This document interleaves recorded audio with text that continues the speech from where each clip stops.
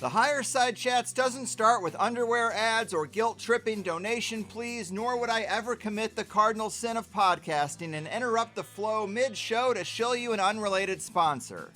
But the free first hour episodes do have to start with a little PSA before we get into it to ever so quickly remind/inform listeners, both old/new, that you're about to get into what I'm sure is a great first hour of a high-level interview, but that means you're missing half the show.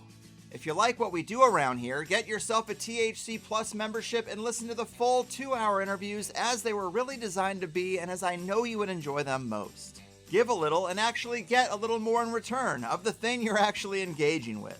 5 episodes every month, plus forum access, community comments, downloads to all the closing cover songs, a plus show RSS feed to use with any private RSS feed supported app, and the occasional joint session bonus shows, which include the messages you might leave me about your own theories, experiences, or otherworldly encounters at thehighersidechats.com/voicemail.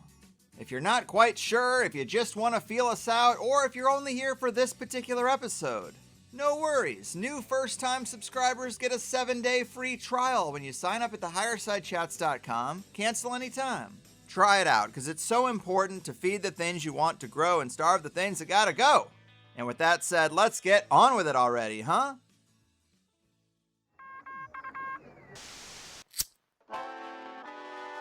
In the 1930s, President Franklin Delano Roosevelt addressed the nation through a series of radio broadcasts known as the Fireside Chats. His aim was to reassure the common man that our society would recover from its troubled times. Well, we're far from 1930, and I deal with a different kind of fire. For a new era of worldly frustration, we offer a fresh conversation. I'm Greg Carlwood, and these are the Higher Side Chats. Here we go again, Higher Side Chatters, coming in hot from sunny San Diego. I'm Greg Carlwood, and while it's always felt like the Capstone Cabal was comfortably controlling the mind, body, and spirit of the people from up on high, feeding us psychologically manipulative news and entertainment, sending us to cog-in-the-wheel careers, and blocking off the most fulfilling and meaningful inner paths in exchange for a corporatized spirituality or no spirituality at all, it feels like all their dials have definitely been turned up to their highest setting lately.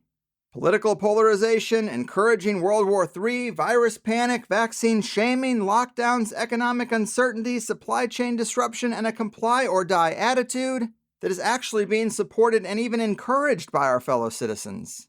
Even I have been surprised by some of the latest moves on the 3D chessboard and just how enthusiastic so many people are to support a new round of top-down decrees as to what we must and mustn't do. And in times like these, I've got to turn to those who have been in the game much longer than me, like today's returning guest, Clyde Lewis. Clyde has been a powerful voice in parapolitical and paranormal news and commentary for years now. His career in radio began in Utah in 1982, and he created Ground Zero in 1995 in Salt Lake City. For a while now, broadcasting from just outside of Portland, Oregon, Ground Zero is in its 27th year. And I consider Clyde to be the last man standing when it comes to the Monday through Friday radical radio host that I hold in high regard. He's now doing his thing on Aftermath.media, which he announced the launch of on our last interview. And I'm psyched to get into it again. A conspiratorial weatherman, letting you know the clouds are certainly moving in, captain of the SS Ground Zero and the conspiracy broadcasting king of the North, Clyde, my man. Welcome back. Man, what a great intro. I'm now going to walk away. It was very good. Thank you. No, I'm just kidding. No, that was beautiful. Thank you so much. Of course. Thank you for doing this. You've always been one of my favorite radio guys, and I'm lucky to have you here. We last spoke in the much simpler world of 2018, and I can't believe it's gotten this bad this fast. I went back and listened to that interview, and one of the things we discussed was a story about a rare polio-like enterovirus that people were getting sick with. And the weird thing about that story was that there were 60 cases in 22 different states, which seemed more like it was seeded rather than spread naturally. And you said, quote, "Yeah, it's called gain-of-function research. They do this all the time. Release a lab-made pathogen just to see how people would react." Well, almost nobody knew that then, but they certainly know it now, don't they? Yeah, that's the thing is a lot of the time, I appear on shows like this and you catch me, when I'm thinking off the cuff and I'm doing research and, I don't necessarily report it. So I give you like the scoop. And every once in a while, I remember saying something. I don't know where I've said it, but I do say it. And more times than not, it comes true because, when you do a lot of research and you're seeing, you know what papers to read, you know what people to talk to, you tend to get an idea of what the next step is going to be and what's going to happen next. And it just becomes daunting at times to, know these things. And what's interesting is, like you said in your intro, it's like people are cheering this stuff on, and it's unbelievable because I remember when I first did Ground Zero back in '95, I knew that we were going to head in this direction, but I had no idea that we would be that stupid.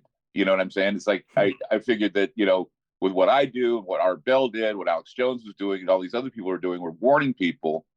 And yet, even though the warnings go out, there's still a vast majority of people that aren't being reached, that don't know these things. And they get completely sideswiped by this information thinking that it's all new, and it's not. We've talked about this I could go all the way back to, like you say, 2018, maybe even beyond that, during the Obama administration was talking about, well, these are the plans, guys. You better go accordingly. And, a lot of people say, oh, yeah, right, whatever. But see, it's not that we were making the predictions and talking about these things. The problem is how people reacted. And it just completely baffles me how people can continue to react the way they do. Yeah, I certainly agree. That is one of the most surprising things about it. But that was certainly prophetic, and I wanted to give you props because it has been one of the most insane power plays in history, and it truly has been at a global scale like at least I've never seen. A perfect storm of big pharma, technocracy, transhumanism, and so many things that, like you say, you've warned about for years. I know you saw much of this coming, but outside of how people reacted, is there anything that really surprised you? The coordination, was that expected? Or what could you tell us about how you see the following steps continuing? I think the execution of the coordination was probably right on par. I did not think, however, that something as, I guess you could say, not as, what's the word I'm looking for? Okay, when you look at COVID as opposed to what they could have released, or what they could have brought into the picture, COVID is just merely, it's going to make everything else that comes later look really simple. And as I said, I think when we look back at history, people are going to laugh at us just like they laughed at the time of the Revolutionary War, where they used to bleed people when they were sick.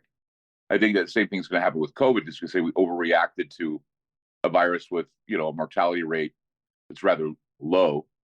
And yet, everybody was panicking over the mortality rates of those who are at risk. I mean, I'm one of those people who are at risk, and I have not been vaccinated.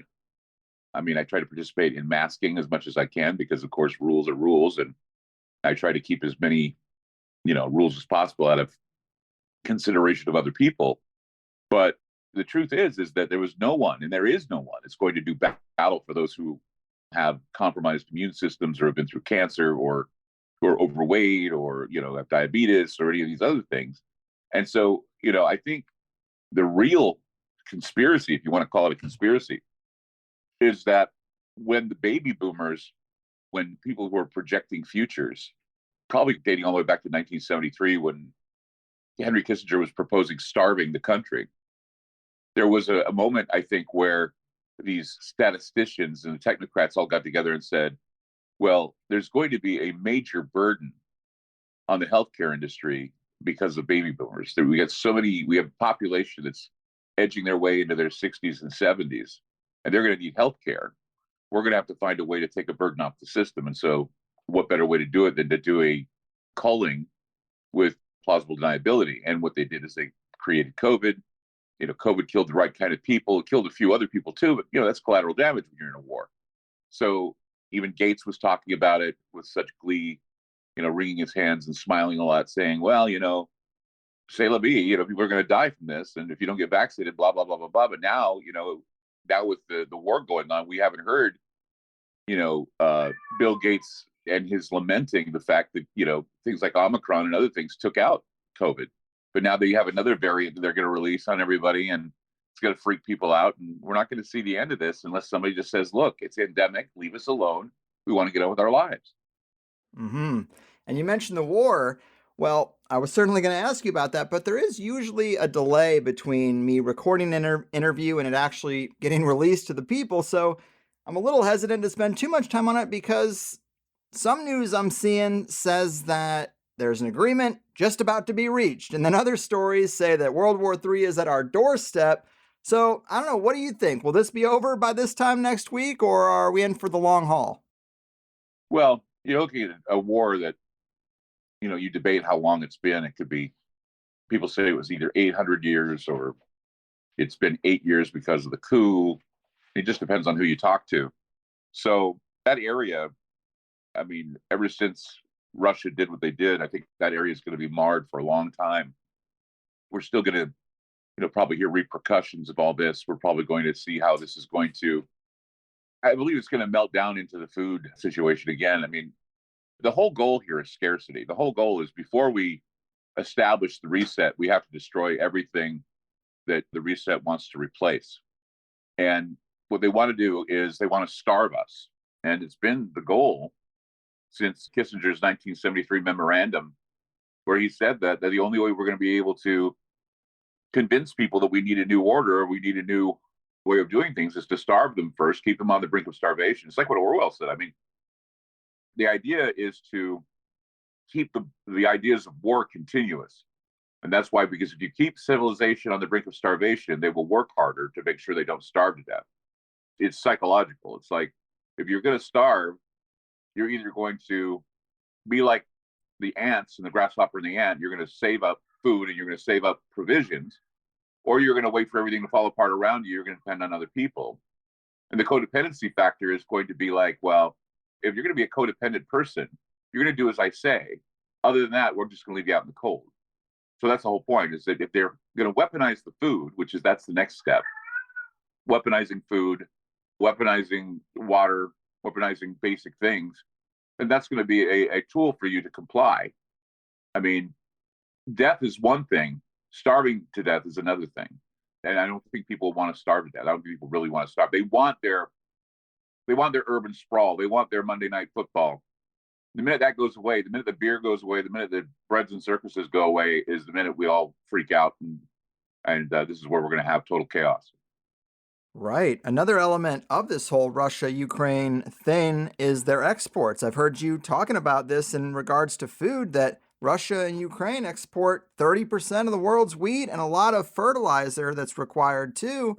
Everybody's talking about oil, but I think you're onto something with this food thing, because it could get quite scary.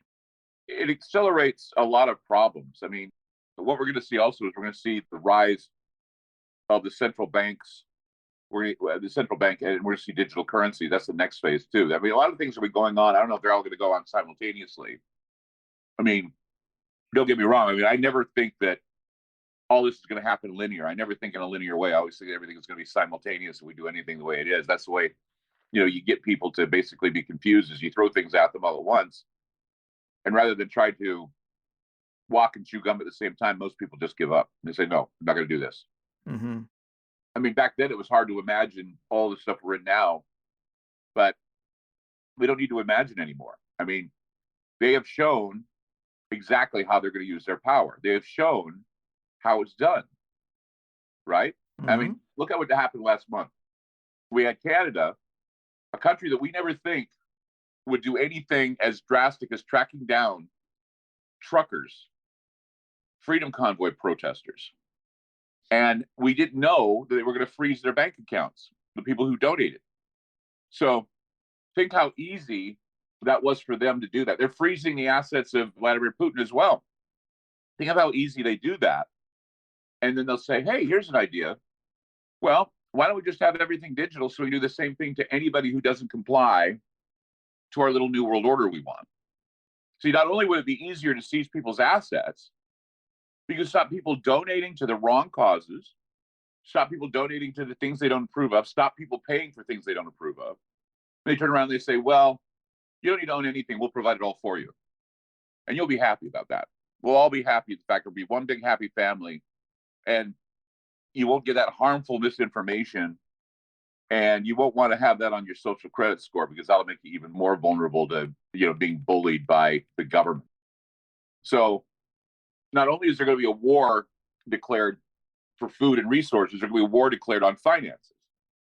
I mean, most people wouldn't even dream of thinking that they would be charged, let alone convicted of any crime, just because of who they are or what they believe. But it's being done right now with Russia. It's being done right now with Ukraine. It's being done. I mean, this is the test part. Can you drum up enough hatred for a group of people? Or, I mean, just yesterday I was complaining on the air that I guess Yuri Gagarin, who was the first man to orbit Earth, Russian, there was a symposium, a space symposium, where they removed his name from the agenda talking about the first man in space because he was Russian. Yeah.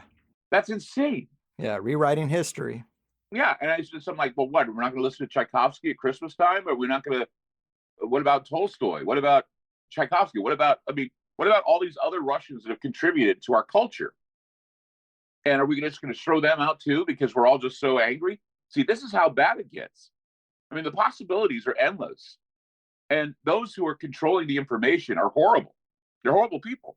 Mm-hmm. And so controlling the information, controlling the food sources, controlling your money, controlling your increase, that's going to be the death knell for everybody's individual freedom. And I cannot overstate how important this is for everybody. I mean, I made the predictions in 2018 on your show, and these are the predictions I'm going to make on your show now. And these are going to be timeless. These are going to be, no matter when you record the show, no matter when you distribute the show, these are going to be timeless predictions because, as I said, if you're only concerned about one thing, you shouldn't be concerned about the war. The wars, they come and they go. This is basically a border clash is what this is. We're treating it as it's going to be World War III. And it could lead to World War III if they don't come to a peace agreement. But what can happen, what will happen is Zelensky will feel that he's being betrayed by the United States. He'll feel that he's not getting enough from us, that he's not getting enough from NATO. He's going to make a peace agreement. It's going to be shaky at best. We're like having a demilitarized zone in Russia and Ukraine. And then we'll go back to normal. Then maybe we'll see some stuff going on in the Asia theater that's going to be threatening us with war. It's just basically a show. It's all theater. It's theater because people buy into it. I mean, notice how easy it was to convince people to go from one crisis to another crisis. Mm-hmm. That is watching how Psyops works. That's how Psyops works. Psychological operations work. Right. There's always a next thing. And when it comes to this Russia-Ukraine situation, you've done some really great shows lately breaking down the esoteric elements of the conflict. Of course, we have the blue and yellow flag being waved everywhere. If you go back to the Super Bowl halftime show, we had Snoop Dogg dressed in blue and yellow. And then, of course, the Rams, that's their colors, and they won. Yeah. And that was also weird because they did that whole performance at the halftime show on these big plain white containers. And if you look at what FEMA quarantine camps look like, it's hard to find a better match. So more seeding of the subconscious, I guess. But when it comes to this Russia-Ukraine thing, what are some of the other esoteric elements or even biblical elements that seem to be at play with this? I don't know if there's really any biblical. I mean, they're saying a lot of things are biblical. They're saying a lot of things are esoteric about it. I've seen some things that would be considered synchronous. Like, for example, Michael the Archangel is the patron saint of Kiev. And just recently, there was a report out of Colorado where a statue of Saint Michael or the Archangel, Michael the Archangel, was bleeding, which I thought was interesting. Hoax or not, it's still significant to the faithful. They still see that as some sign. There was a rock in Japan that apparently split open. It was supposed to be a rock that housed a 1,000-year-old demon named Paramomo. Yes. And so this demon's now being released, which reminds me of Revelation chapter 20, which states that when 1,000 years are expired, Satan shall be loosed out of his prison. And I just thought, oh, that's kind of bizarre. There was also in Rhode Island a bag of calves head, a number of roosters, and a goat head, I guess used for some type of satanic ritual. So, I mean, a lot of stuff that's going on right now is simply, it sounds like it's something out of a horror film. I mean, everything sounds like a B horror existence. And anything from, like I was talking the other night about these spiders that are supposed to be invading the East Coast.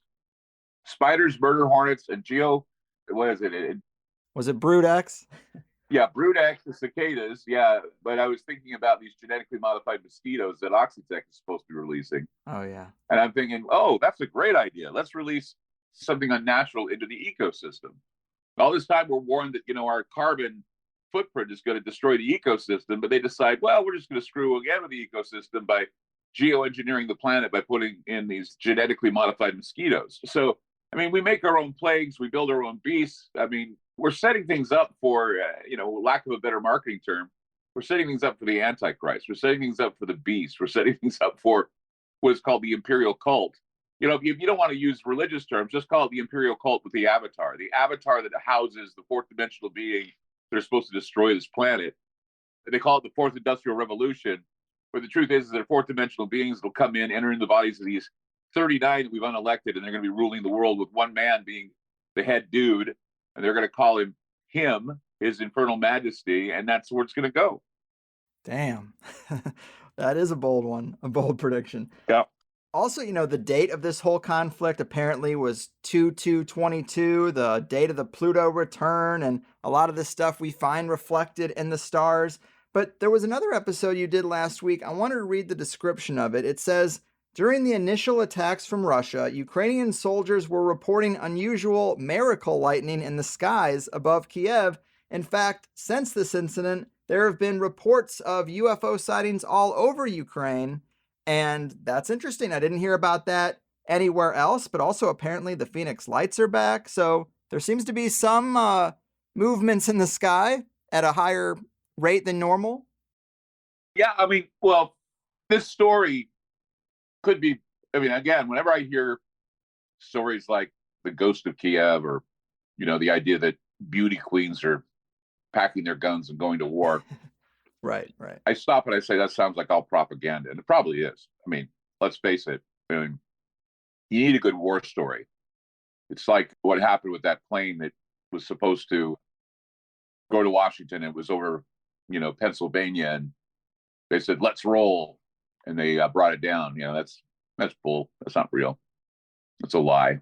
It was just propaganda because they took a situation, they wanted to make a story so it didn't sound so damn hopeless. And they do the same thing with this stuff. But I just found it intriguing, this story, because, of course, I talk about the paranormal and parapolitical all the time. And just the idea that a young man called his father, and his father was religious, and he said to his dad, while he was in church, he says, please pray for us. We're on the front lines and the tanks are closing in and we don't know what to do. And so the father held up the phone to the congregation. The congregation was praying. And then the soldier called his father back. He says, you wouldn't believe this. He says, we were waiting for the tanks to come in and kill us all. But then all of a sudden we saw something that looked like a spaceship that came over the horizon. And it fired this miraculous lightning. This pillar of fire came down out of the sky and destroyed all the tanks. And I just thought that sounded amazing. That was an amazing story. Like I said, there's no way of telling if it was real or not. But of course, then came a number of stories about UFOs all over Ukraine. And what I say to that is that, when you're fighting a war and you're looking up and you see these strange craft out there, they're indistinguishable from magic because you've never seen them before. Now, there could be a logical explanation for all of it, but still, it's a great story. It's a great story that even if it was aliens or even if it was something, it's still a remarkable story that a miracle, or as they said, miracle lightning came down out of the sky and destroyed these tanks. Could have been just something as simple as a huge unknown craft that, maybe we haven't seen before, or they haven't seen before. And even then, there's not supposed to be anything that big out there. So, you never know. You never know what was it about. And that's what makes it even a more fascinating story is that if they don't, usually these military people would know the difference between something that would be a UFO and something that would be a military type plane, but they thought it was something like a spaceship. And so that's why I ran with the story. I thought it was a great story. Right. And I do agree with you now that you say so. It does sound like it has the flavor possibly of propaganda. It kind of reminds me of Constantine seeing the cross in the sky and converting to Christianity, like these big stories that kind of tie in the paranormal with the political. But then, of course, we do have these other stories of UFOs flying over nuclear facilities and disabling them. Yeah. So maybe they just don't want us fighting. Maybe they don't want us wrecking this planet. That's true. I mean, they don't. I just think, though, that people need to understand that whatever's going on with Europe, whatever's going on with NATO, whatever's going on with Russia, we need to understand that it's hitting the poorest countries out there. And it's planting the seeds for political instability and unrest around the entire world. What's next? Israel bombing Damascus. What's next? Yemen continues to be out of control. Yeah. Poorer countries now have already been struggling to recover from COVID-19, from the lockdowns and closing down much of the global economy. Well, we see the inflation rates going out of control. We see the interest rates going out of control, and we're going to see people who are not going to be able to pay their bills. There's going to be a lot of debt burdens. So how do we do that? We have to basically blow up and start over. I mean, as I said, and as you pointed out, Ukraine exports sunflower oil. They export wheat and corn. And of course, Russia provides heating oil and natural gas for most of Europe. So when you're looking at African countries, for example, they depend on that wheat. They depend on that corn. They depend on it all. So when you have one of the biggest continents out there with people starving to death, they get their wish. Kissinger got his wish. You see it happen before he dies off. So, fertilizer and fuel and all these things, you may say, well, it doesn't bother me, but it is going to bother you. It's going to hit you hard because, we look at what COVID did. COVID basically disrupted a lot of transport and production and food chain. And what it did is it showed how weak we really are. I mean, how our system is not as foolproof as we thought. And so now we have a combination of supply disruption. We got the sanctions, of course. And then Russia, of course, is going to restrict their exports. And so what's going to happen? We're going to see the farms fail. We're going to see potential turmoil. We're going to see food prices increasing. We're going to see possible shortages. I mean, I can't count how many times I've gone to the store wanting to get a certain brand of food and find that it's not there because, well, the other day I wanted to buy something as simple as Capri Sun, which is a punch for my boy, my stepson. And I couldn't find the flavor I was looking for because they said that they weren't in stock. So you look at all the things that Russia provides, all the things that Ukraine provides, natural gas, and of course, they're the third largest oil producer. This is exposing the fragility and the dependence we have on not only oil, but the globalized food system. And so this whole idea of a world order, this whole idea of a new world order, all of us depending on everybody else, it's flawed. And so what do they have to do? They have to say, well, we need centralized control. We need to be able to do it from a world perspective. These sovereign nations don't need to exist anymore. And that's the point. I mean, they want to demonstrate how out of control everything is. We need to move towards a food hub, a world food hub, a world cooperative, and we need to depend on everybody. And then we have to, in a world sense, create sustainable support systems for all producers of everything, from food distribution to lumber distribution to metal distribution. And everything is in short supply now for some reason. And it involves this paradigm shift where we're either going to have to say to ourselves that we want to be dependable locally, or we have to say that we have to be dependable globally. And they're giving us the choice. And the choice is obvious, right? The choice is going to be, you want a good agro-food system, you want a good cycle, you want these things to happen the way they're supposed to happen. A world government, a world body is the way to go. And that is how we're going to convince people to cheer on the New World Order. It's because of loss. It's because of fear of death. It's the fear of losing, the fear of being poor. I mean, everybody has that biggest fear. And so that's why it's so effective to use a disease or a food chain supply shortage or even a water shortage to convince people that, I mean, this is a war on multiple fronts. It's not just a war where we're shelling nuclear power plants in Ukraine. This is everything. This is food. This is disease. It's a siege of instituted terror on all angles. Mm-hmm. Well said. Yeah, they definitely are hitting us with every card in the deck.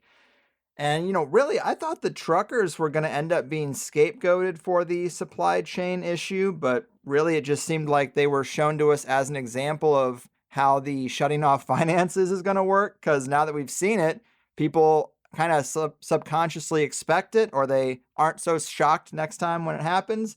But yeah, we had so many supply related stories recently. The barges stacking up off the West Coast. They're pulling them into neighborhoods with these big storage containers. And then, I've seen even in LA, there's a lot of folks that have gotten wise to robbing supply trains. You look down at the tracks and it's just all Amazon boxes ripped open because people are like, screw it, I'm getting mine. And I know there's stuff on this train. And that's pretty gnarly. And then, of course, gas prices and even just the soft on crime approach to letting people rob stores.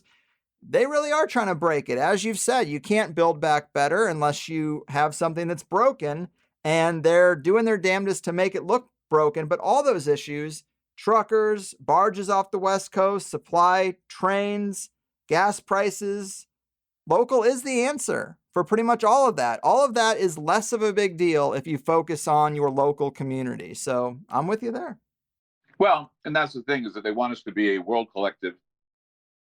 World collectivism is something that's always been the dream, and centralized power has always been the dream.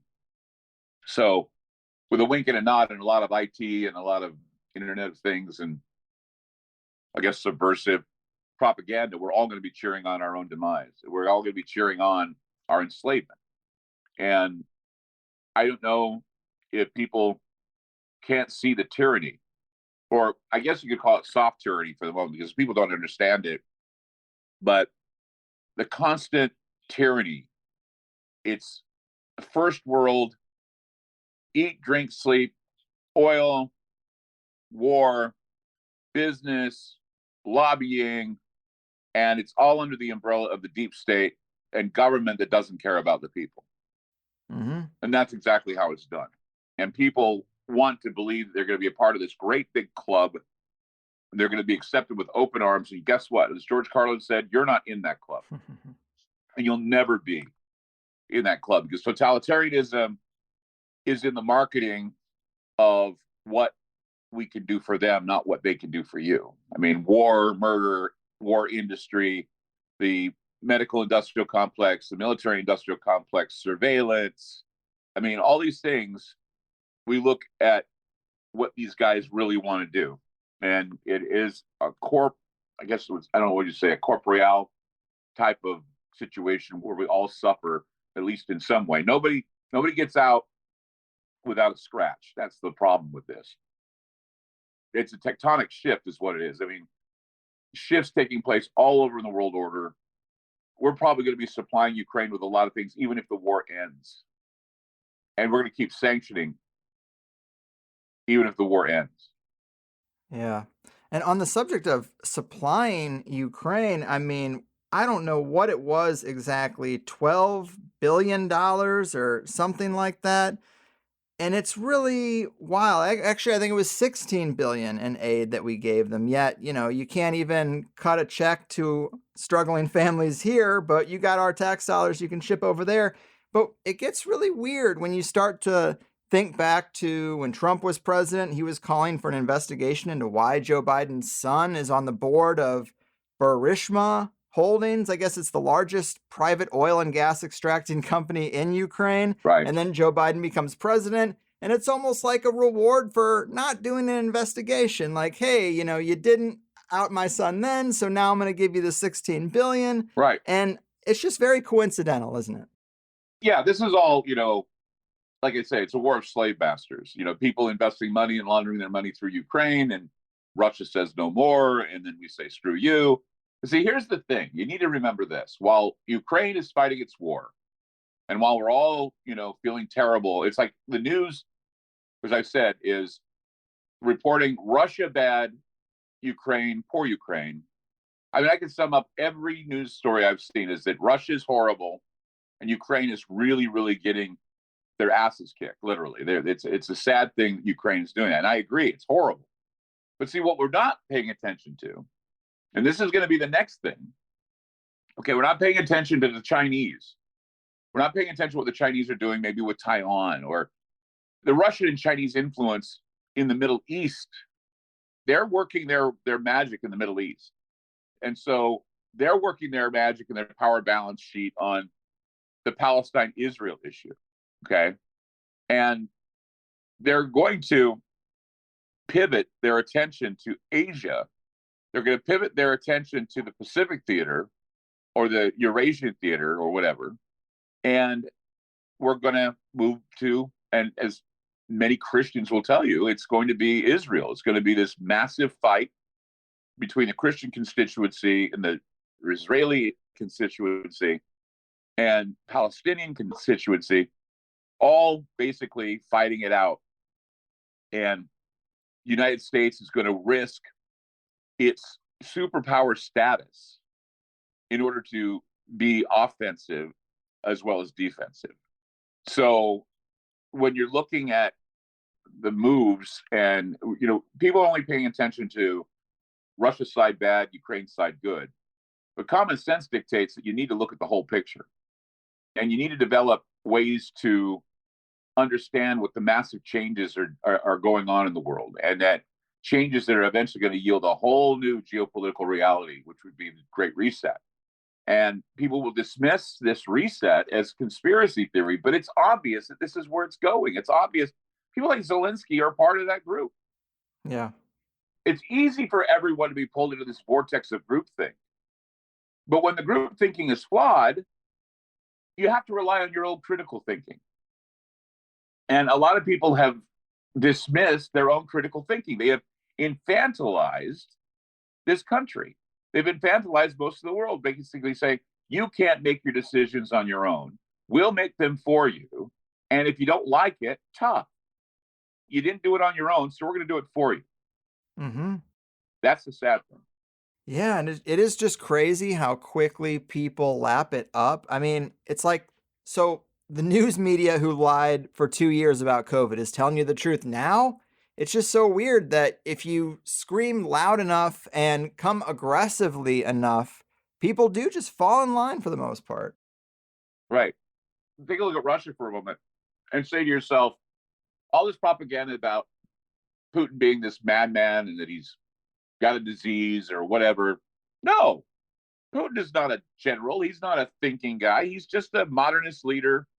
He's a KGB spy, and he knows everything about war, and he realizes that war and murder are part of the political structure of Russia. And he's playing by the ugly rules. He's obvious about it. He's not going to hide behind the fact that most politicians murder, rape, and destroy, and they have plenty of spin to make you think that they're the good guys. Putin, on the other hand, no, I'll do it. I don't care. I don't care about my reputation. I'm a KGB asset. I'm going to kill. And I don't care if people think I'm a bastard, but look at everybody else is killing. They got good PR people that are going to make them look like they're the heroes. And when in reality, they're all a bunch of murderous psychopaths. Mm-hmm. I agree. Yeah, there are no good guys. Everyone gets pulled into this. Oh, well, if they're lying about it, then Ukraine must be bad and Russia must be good. And it's like, I don't think so. I don't know if there's ever good guys when you get to that top level. Right. It's just creepy. It's because of the surveillance machine. It's because of the, not just the surveillance machine, but it's because of the censorship. It's because of the woke. It's because of all this. But what really gets me is the reason why I say we're so infantilized in this country is because the media has done its best to almost make this sound like Putin's a Bond villain and the good guy is there in Ukraine. It's like they're comic strip villains. And it's so simple to make it sound like, well, Putin is this guy that mentally ill, sick, or whatever. And people believe that crap. No, he's doing it because he's a bastard. He's doing it because he's violent. He's doing it because he doesn't hide behind the guidelines and the acquiescence. He says, no, I'm not going to lie to people. I'm going to be a bastard and I'm going to kill. All the other guys, well, we're bastards and we kill too, but we have a good PR campaign to get things to make it sound like we don't do it. I mean, our bloodlust is permissive. We can do it because our people stand behind us. That's what Hitler called blood cement. I'll kill for you, but you make damn good and sure that you support me if I do kill for you. That's what they do in most gangs. It's like a gang guy takes out one guy for another guy, and the other guy has to swear his devotion. And that's what we've done here in this country. Man. And another angle on this that I had no idea about until your recent show, Christ in Action, The Lord Works in Mysterious CIA Ways, was about World Vision. I don't know if I've ever heard about World Vision, but apparently they have a pretty deep history, and they are a missionary group, a Christian philanthropic organization, but they are very entwined with the CIA. Maybe they're just a front, but apparently they're involved here, and their history goes back to, as you say, intriguing connections with John Hinckley Jr., Jim Jones, Mark David Chapman, and the Bush family. I mean, wow. Right? I mean, like I said, when you have a front for the CIA, when you feel that your cause is good no matter what you do, you're going to murder and spin it as much as you can. And now, the cool thing is that this evil has its own mouthpiece. Not only does it have the mainstream media, but it has Zuckerberg, it has Twitter, it has people who are self-censoring because they're afraid to say what they feel. They block things, they tear things down. Even when people try to tell the truth, they're told they can't speak the truth. You know, Sun Tzu said that truth is a casualty of war.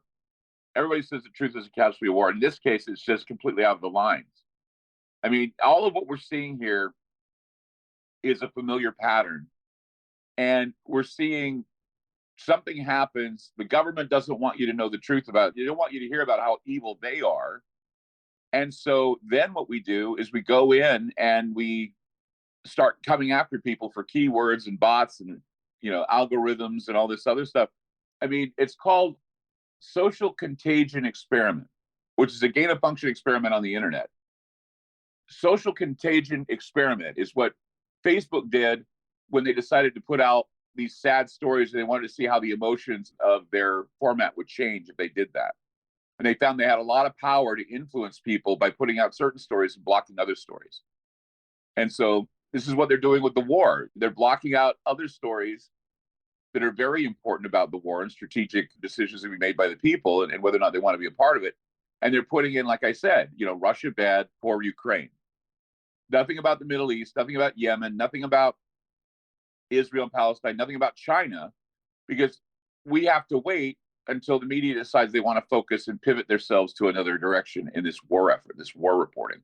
I mean, we are like trained bears, trained dogs, trained seals. We bark at whatever comes next. Mm-hmm. Well said.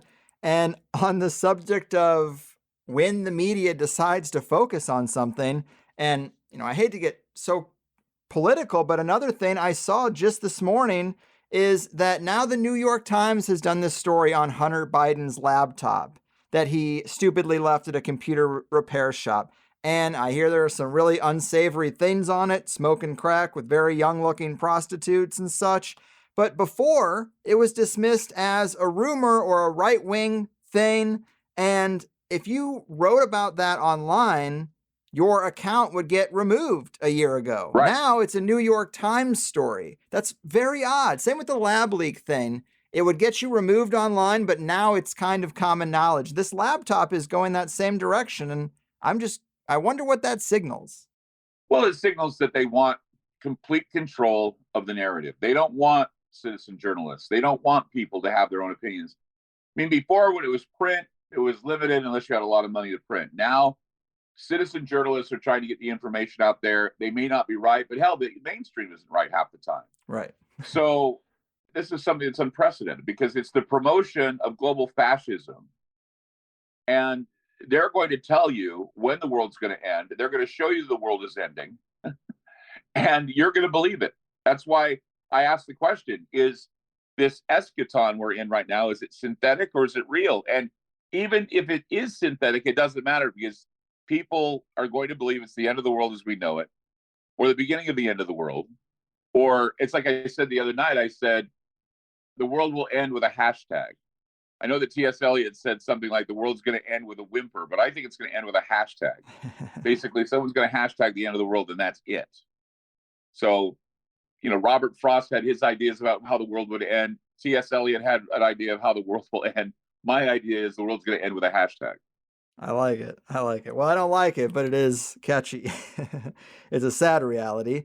But in terms of the way things are going, there's another show you did recently, Boer's Rapture, I guess is how you would pronounce it. But it says in the description, the New World Order will be a hybrid model that blends state and religion with a demonic totalitarian system of worship and control, not unlike the demon Boer, who shall see the kingdom move in all directions. Boer is a spirit that appeared in the 16th century grimoire Pseudo-Monarchia Daemonum and is called the President of Hell, having 50 legions of demons under his command. These truly malevolent ambassadors from the darkest regions of the netherworld coalesce to bring the world down with them while leaving behind key footprints and dead bodies in its wake. Right. I mean, that's pretty grim, Clyde. Well, it's metaphoric is what it is. I mean, look, fair. Whenever you speak about demons, whenever you speak about ghosts, whenever you speak about these, sometimes you use them in metaphors. They're great metaphors because people understand them without lax of marketing terms. I always say the Bible's a good source. Demons are a good source to try and illustrate the evils of the world. Not necessarily saying that, something that has a feline space, goat speed is going to wind up, on the world stage. But for good or bad, we need to understand that these metaphors change the way we navigate the world. Okay. Basically, when you look at a particular apocalypse, you have this fallout that always happens with it, where you see the corporate state basically trying to manipulate things to make it look like the Bible says that this is true. I remember Hitler actually had said that he basically rewrote the book of Revelation to make it sound as though that his leadership is going to be the new world and it's going to be blessed by God. And then I think it was like MGM or some other group had to do a movie called We Read Nostradamus in the book of Revelation 2, and it was basically counter-programming. But that's the thing, is that when you have the corporate state, it wants power. And if they can understand what people believe, for good or bad, they can go in and they can change the boundaries of how you think about the world and how you think about the end of the world. I mean, it's a playing field that we have a hard time keeping up with. Information happens all the time, happens everywhere.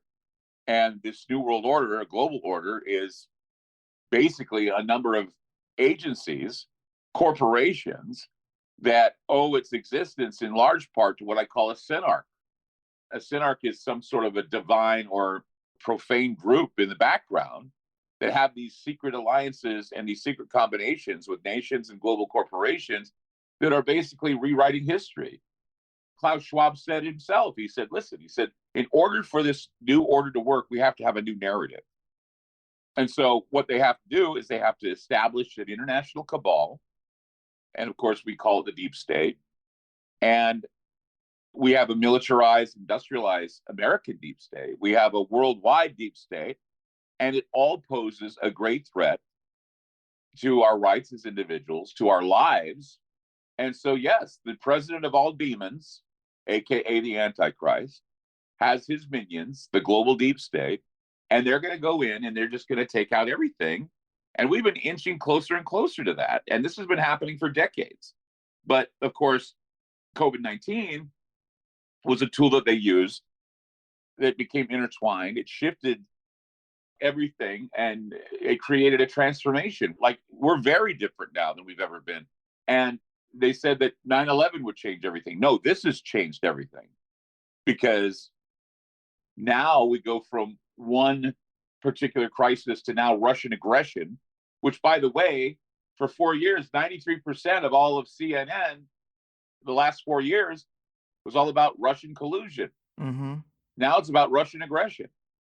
So we know what the agenda is. Given all that we know about what's happening here, the world order basically sees you as a faceless statistic.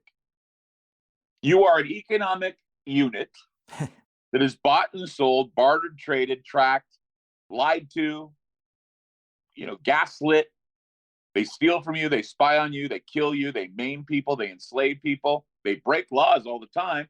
Their overreach is insanity. It's the new authority. Overreach is the new authority. Abuse of power is happening at every turn. And we are cheering on this power play because we are abiding by political thought, ideologies that certainly people wear on their sleeves. And they would, it's like Trump said. He said, I could shoot somebody on Pennsylvania Avenue and get away with it.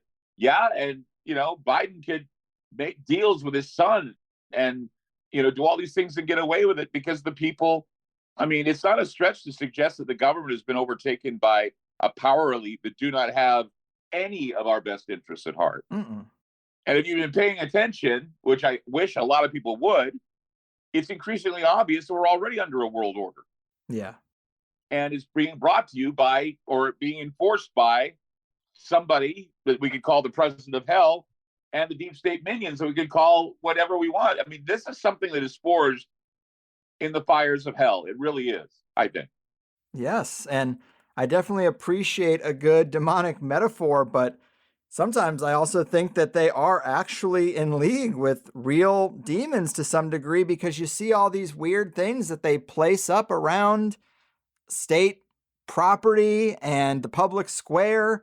Right. Last time we were talking, you said people spend too much time on politics and they miss a lot of important esoteric signaling. And you had mentioned a 3D replica of the Arch of Baal installed at the Washington Mall. Yep. And I agree. We definitely have to watch for those things. And I'm curious if you've seen any other homages to old dark gods and demons lately.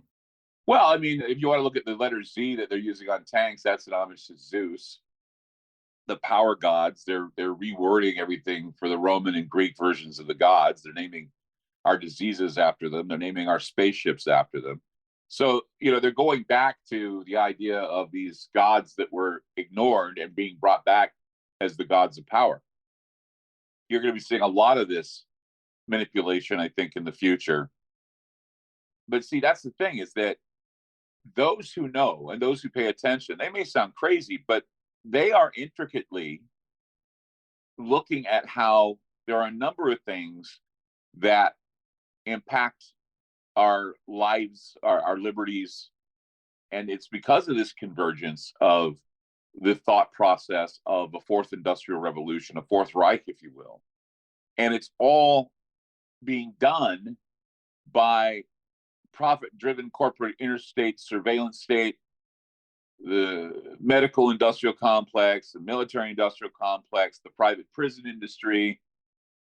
Everything is about intelligence and counterintelligence, securities, technologies, threat assessments, telecommunications, Internet of Things, 5G, pharmaceuticals. All these things are dominated by mega corporations, and they're all part of this global family. They're all looking out, they're working through government channels so they can make more money.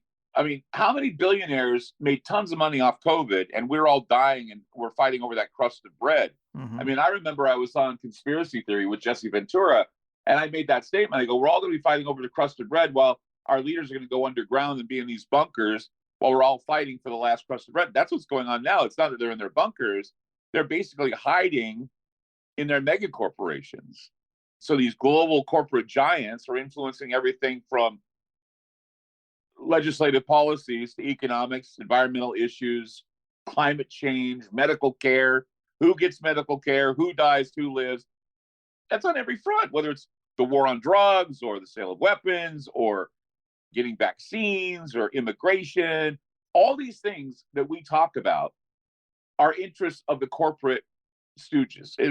That's the thing, is that people think that it's something passionate they care about, but in reality, it's passionate they've been given a choice to care about, whether it be the pandemic or profit margins on gas, or all these things are what the government does and what the government serves you on a plate cold.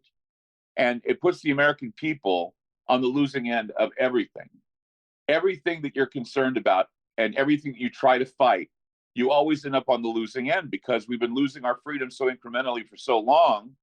And, they've been sold to us because, well, you need to be safe. Your freedoms are not freedoms if you're not safe. So national security, of course, is in there. The idea that if we just maintain these rules, we'll all feel better. We'll flatten the curve. It's for the public good.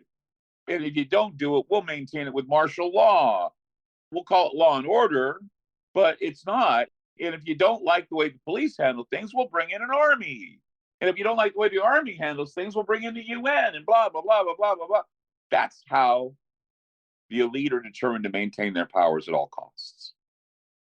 And I don't know when in history we started going downhill. I was thinking maybe back in the day where we opened the door to the Nazis back in the 1940s and we had them run our intelligence ops, because that's where your shadow government lies, I think. I think that the shadow government was basically all those Nazis that came in, the scientists and the strategists and those who wanted to create a Cold War, because they were hoping that we'd create a scorched earth policy where we'd blow each other up and the Third Reich would win overall. Because Hitler had said something in effect. He says, no German, even no world citizen should be left on this planet if they don't know the beauty of the Third Reich. And I think that still stands. It's the idea of control.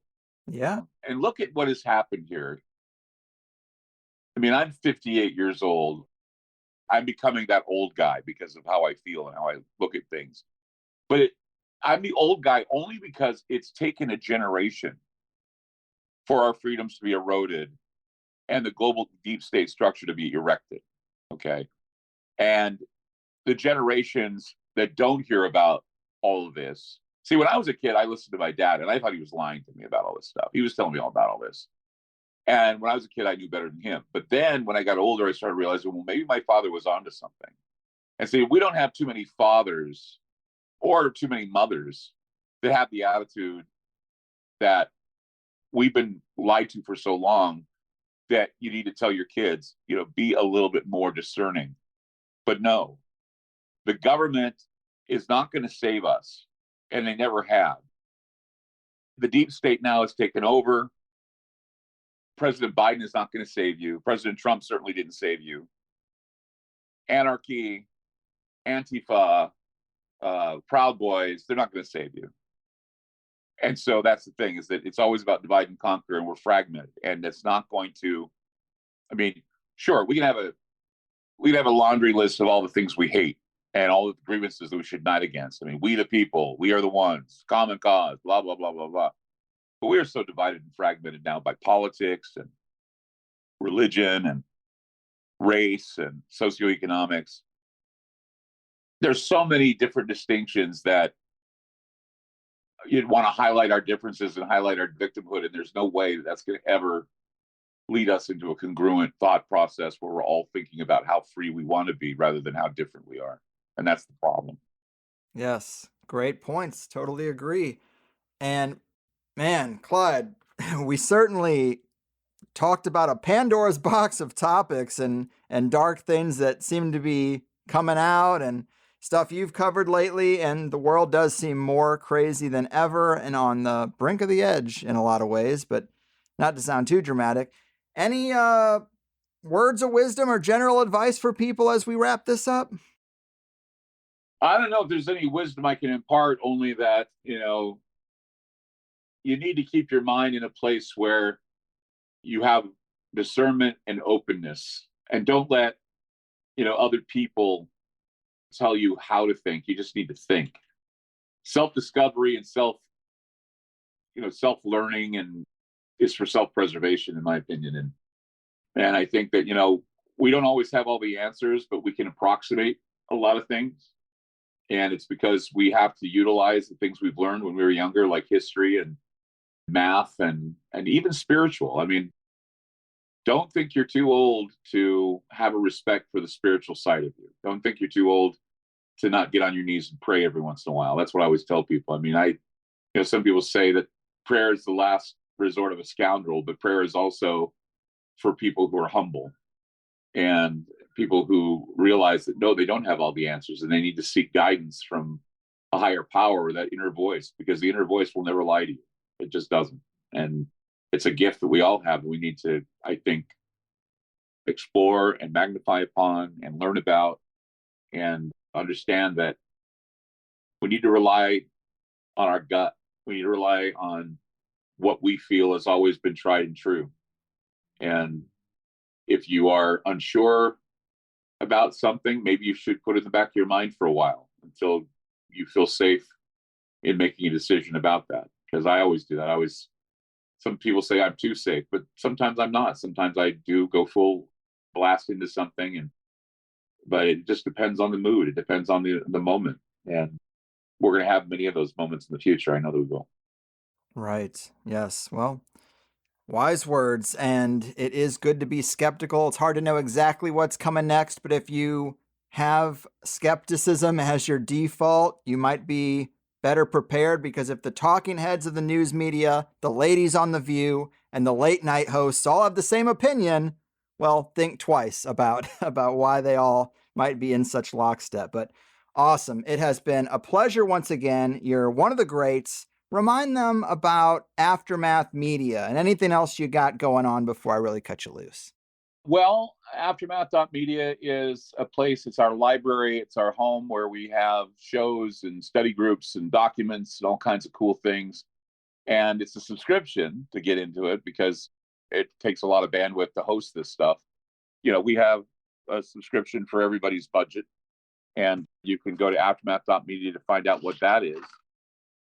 And also I have a cat crawling everywhere now. We have, the shows are on radio stations across the country for free. Everybody thinks that you have to pay to hear the show all the time. No, if you listen live, it's free. But if you want the convenience of listening to the show at another time, that's why we have the paywall, because it does take a lot of bandwidth to host the shows. And it also supports the show too. I mean, we've been independent now for about 5 years, and independent broadcasting without the dictates of corporate America costs a lot of money. And that's why people say, well, you should be a millionaire by now. Well, no, there's no millions in trying to get the truth out there. You don't have any interests that are basically funding you to say their words. So right. We're on our own, and we like people who expect quality to at least help us along the way. So if you want quality talk radio, if you want quality research and stuff, Ground Zero is the place to be. So go to Aftermath.media, sign up today, help the show. We really do appreciate the help. And listen to us Monday through Friday from 7 p.m. to 10 p.m. on a radio station near you, because we just signed a contract with a new company, Talk Media Network, who's a new distributor for our show. We had to get a distributor because doing it on our own is difficult. So we had to hire a distributor, and hopefully that's going to get us out to more people. So there you go. Yeah, great. Well, thanks again for taking the time when you're already on the air the bulk of the day, Monday through Friday, putting out more content in a week than I put out in a month. Very impressive and so consistent for so many years.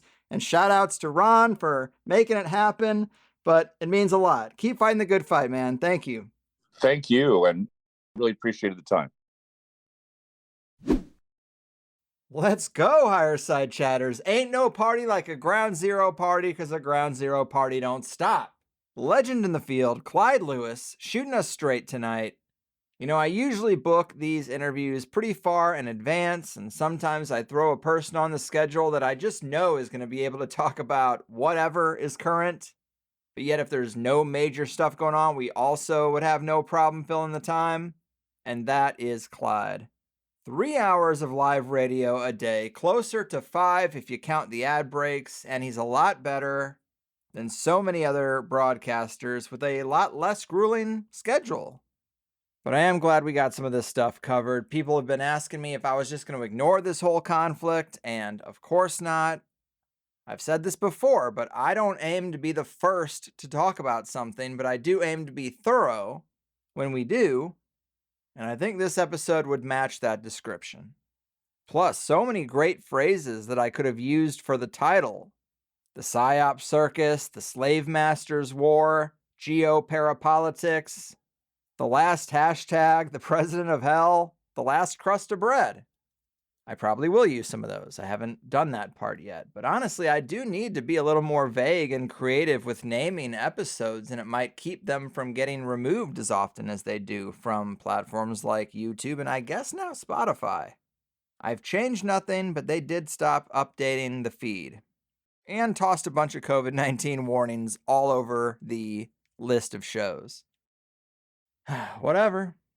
We're still going strong. Remember that THC is a podcast first. We have our own website. We have an RSS feed for both free and plus that works with your podcasting apps.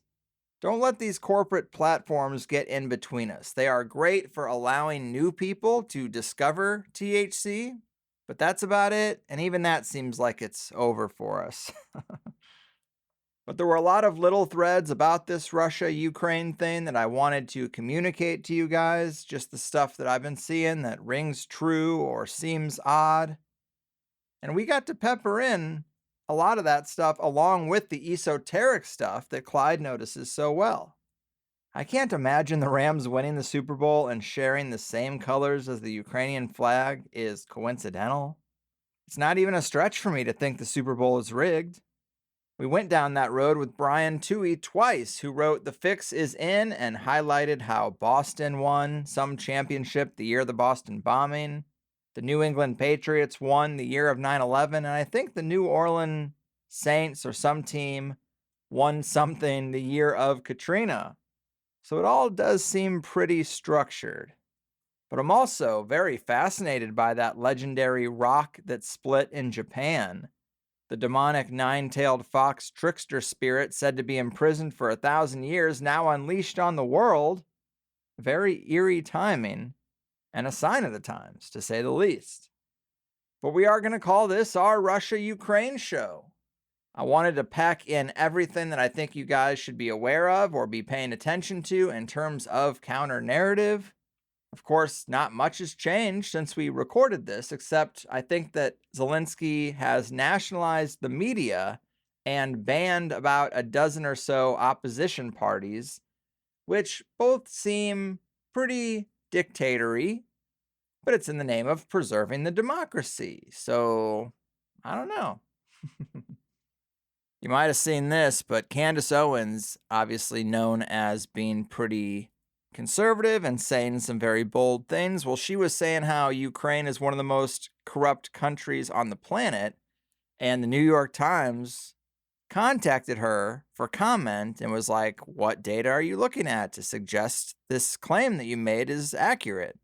And funny enough, she was able to just pull out a New York Times article from a couple of years ago where they said exactly what she's saying. And it was just a nice game of gotcha where she just presented them with their own article and is like, well, here's my data. What do you think? Because, yeah, the media was pretty comfortable saying Ukraine was a very corrupt country just a few years ago. But it's also very coincidental that Biden's son works over there. I heard Pelosi's son works over there. I've also heard Mitt Romney has some relative on the payroll. It seems like anybody in the political establishment of America can get their kids a job on some Ukrainian energy company payroll. But of course, with all the nations in the world, for our political class to be seeding their children over there in this particular country where this conflict is happening, that's not coincidental either. I mean, on one level, a lot of this does just seem like a reverse of the Cuban Missile Crisis. Russia is pissed that the West has been using Ukraine as a husk to do work in biolabs or get our weapons closer to their border.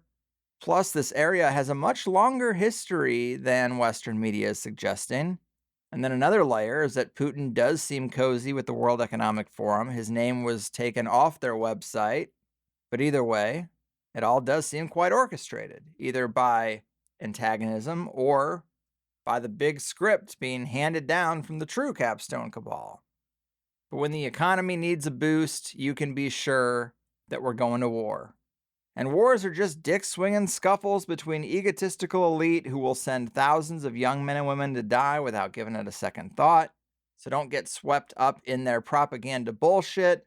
Don't let them drum up support for their operations by pretending to have the moral high ground. We know they don't.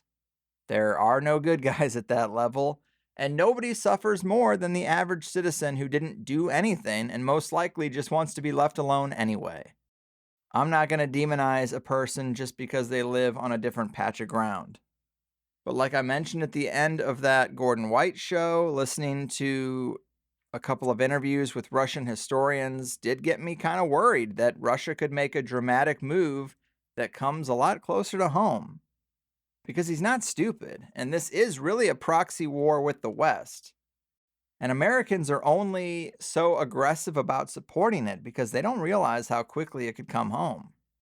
That and the uptick in comments recently from leaders about a cyber pandemic again or a grid attack, those are the things I'm trying to stay on top of and keep in mind. But I hope you agree with a lot of what Clyde said today. I hope you find it cathartic and refreshing to hear something different than the propaganda bombardment. And I'm glad we got into it. I have so many other unrelated shows scheduled that we couldn't not talk about world events somewhere in the lineup.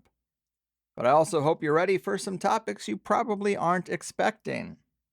And if you liked the free first hour today, you know the second hour is always just as interesting and usually more so.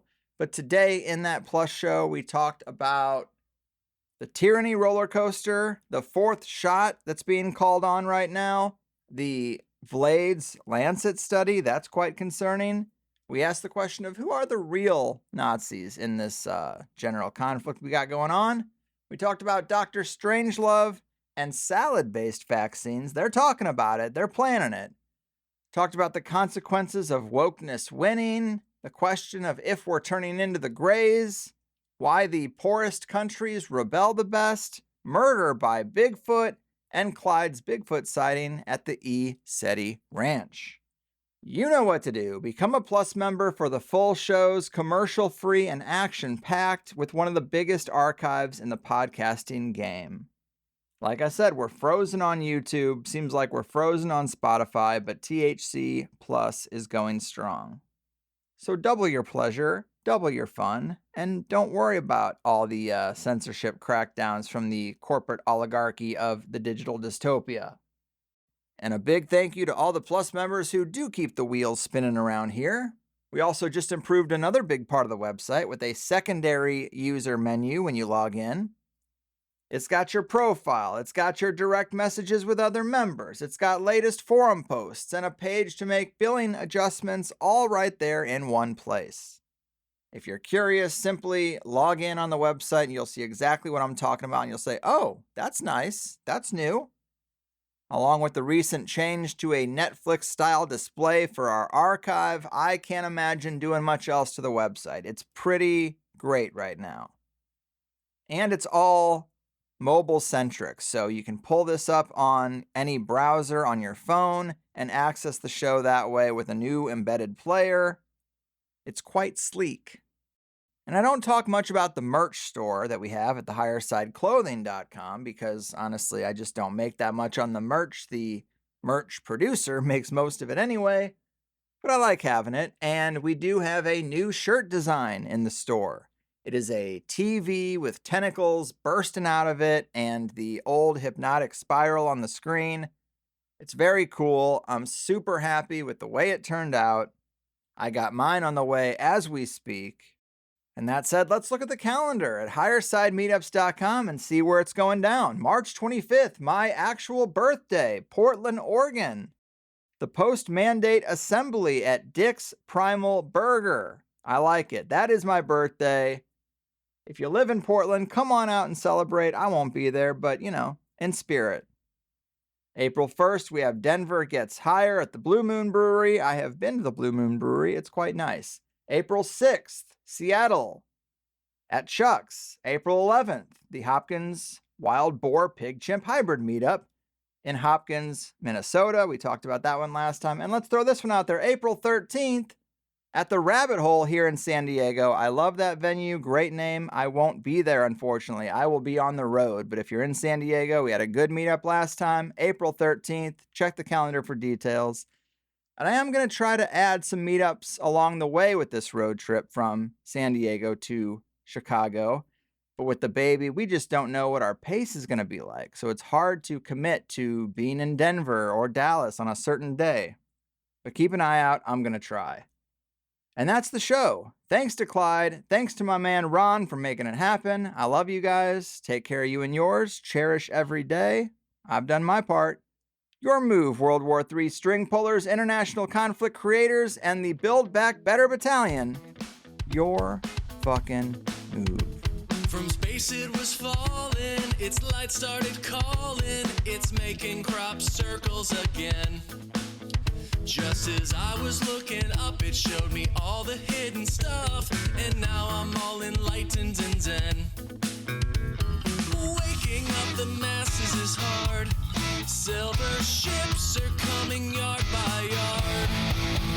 Now I'm not asleep, don't obey the elite, gotta beam to the head. Now I start to wonder, now we're not the sheep that they bred us to be. Gotta beam to the head.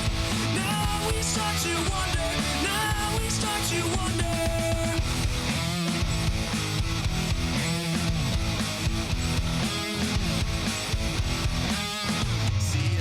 Paradigm of corruption and crime since the visitors set me straight. I encourage you to go when you see the saucers glow. One by one we'll all end up awake. Enlightening the masses is hard. Silver ships are coming yard by yard. Now we're not asleep, don't obey the elite, gotta beam to the head.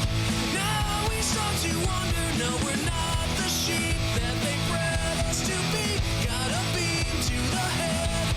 Now we start to wonder, now we start to wonder, now we start to wonder, now we start to wonder.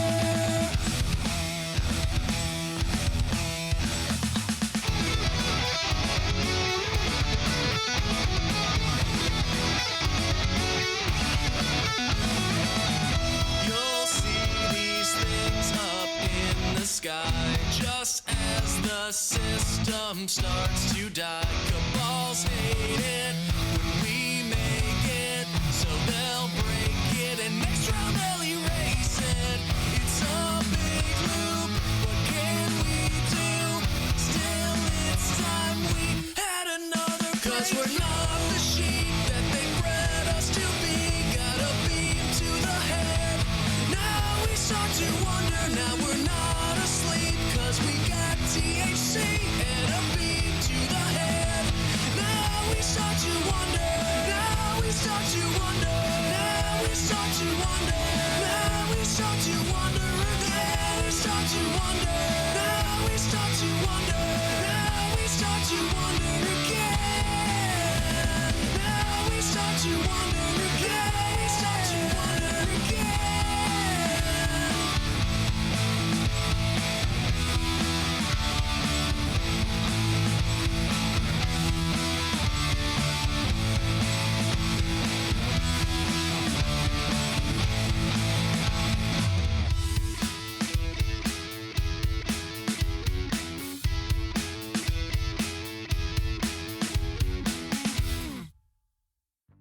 And that is another show complete. Remember, as much as you enjoyed this, which is just the free first hour, I hope you'll become a Plus member to hear the full 2-hour interviews. You also can engage with other Plus members in the comments and the forums, and you'll find your answer to one of the most common questions I get, which is where can I find those cover songs that you use at the end of the show? Well, they are free downloads for Plus members too. And without Plus members, I can't hire the occasional musician to bring these odd cover song ideas to fruition. Plus members are how I'm able to do what I do without ads and without the big machine being on my back. We can fit so much more into a 2-hour interview, and I do my best to make it worth your time and money. The conversation only gets deeper, weirder, and more controversial in that private hour. How could it not, the way things are going? But the best way to sign up is at thehighersidechats.com, where new first-time subscribers always get a free 7-day trial because I'm just that confident. There's no PayPal on the website, but if you need to use PayPal, then sign up through Patreon and you get all the same episodes. Our website is a credit or debit system, but you can also scope out the other options like a few various cryptos, cash or check mailed to the P.O. Box, And I'll even barter with most people if you have your own business and produce something nice that my wife or kid or taste buds might like. But the architects of consensus reality have made it clear that these themes and topics aren't really welcome on the main stage. And so this is how we secure a little counterculture corner for ourselves, and I hope you'll join Plus because that is the only way it works. Besides, you can cancel anytime right on your profile page. The most common concern I hear is people just being unsure if THC Plus will work with their podcast app, and the answer is probably yes. But if not, we have several high-level app recommendations for whatever phone you use, and the website is made for mobile too. We're trained to tip a waitress for bringing us a sandwich, but that tip doesn't give you access to a second sandwich. Really, I'm not asking for any more than that, and I think I offer a better service. Come get your second serving of tasty conspiracy goodness in exchange for that small token of your appreciation. Beyond that, let it also be known that we have grown and survived as long as we have by word of mouth. I don't care so much about social media likes or follows, but tell the right people about THC. And not just listeners, but the high-level figures who are better suited to sit down with me than most other hosts. And if you can help me with any of these things, I can work to bring you better shows, which is just a win-win for both of us. Informative, entertaining, and action-packed.